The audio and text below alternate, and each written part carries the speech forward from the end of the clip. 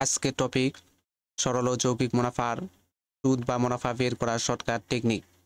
5 number 6 প্রশ্ন, 10% সরল মুনাফায় 2000 টাকার 1 বছরের সরল মুনাফা কত টাকা হবে?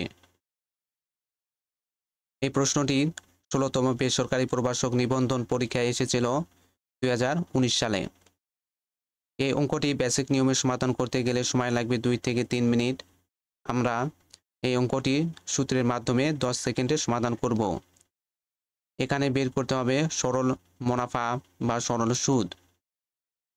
আমরা জানি সুদ বা মুনাফা সমান সমান শতকরা 100 ভাগ আসল গুণন সুদের হার গুণন বছর। সুদ বা মুনাফা সমান সমান শতকরা 100 নিচে আসলো ভাগ আসল। প্রশ্নে আসল দেওয়া আছে 2000 টাকা, এই 2000 নিচে আসলো গুণন সুদের হার। প্রশ্নে সুদের হার দেওয়া আছে 10%, এই 10 নিচে আসলো গুণন বছর। প্রশ্নে বছর দেওয়া আছে 1 বছর, 1 নিচে আসলো। প্রথমে শূন্যগুলো কাটতে হবে। এই শূন্য কাটা যায়, এই শূন্য কাটা যায়, 1 এই 1 কাটা যায়।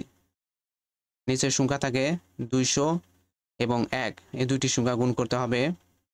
200 সাথে 1 গুণ করলে হয় 200 সমান সমান 200 নিচে আসলো। মুনাফা সমান সমান 200 টাকা।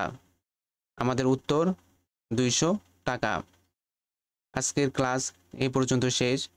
আমাদের পরবর্তী ক্লাস দেখার জন্য আমন্ত্রণ রইল।